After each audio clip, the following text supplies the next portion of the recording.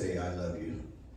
Number one was if Aunt Lena Evelyn Sr. would not have let my mom stay when she came out from California, I probably would not be here. I love you. Growing up as a youth, our families were very close. The seniors in the Wells, every Saturday we would all get together. We'd probably go to the beach or the park, or just hanging out.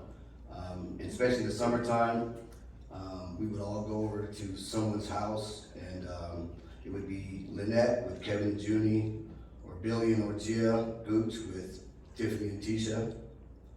It'd be my mom and my dad with Sony and myself, and also Aunt Lena with FL Moore, NFL. But the grown-ups would play cards, and blackjack was the call that they played. And the kids, we would all be in the back room tearing stuff up, or knocking down doors, breaking arms, etc. I love you, Auntie. Number 3, when I turned my life over to Christ in 1997,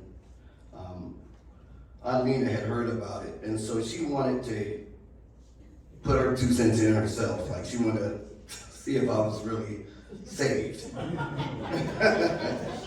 Right. So my mom and I went up to Tony's house the next year, and it was for one of Aunt Lena's birthdays. And when she saw me, she came over to me, she grabbed my hands, she looked into my eyes, and she began to pray, and I prayed with her. As she began to pray, if anyone knows my Aunt Lena, when the Spirit came amongst her, she would start, woo! Hey! Glory!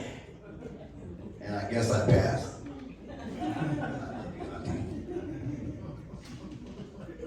Number 4, on her 95th birthday, my mom and I went to visit her, and we went to the nursing home. So when we went to the nursing home, my mom went to the restroom or something, and I started playing with my auntie's hair and just talking to her. And she looked up at me and she said, "Boy, baby," that's what she called me. "Boy, baby, I don't know what is going on. I don't know why the Lord Jesus won't take me. He will not take me." And she had a tear running down her cheek. So on June 14th, the Lord Jesus called her home. And to be absent from the body is to be present with the Lord. I love you, Auntie.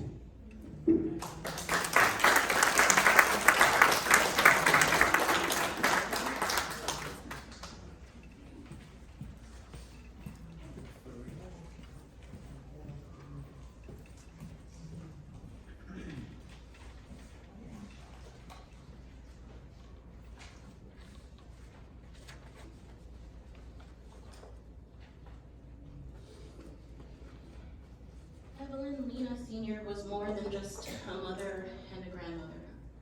She was a matriarch of our family and one of the most hardworking, caring, loving, witty, strongest women that I have ever had the opportunity of knowing.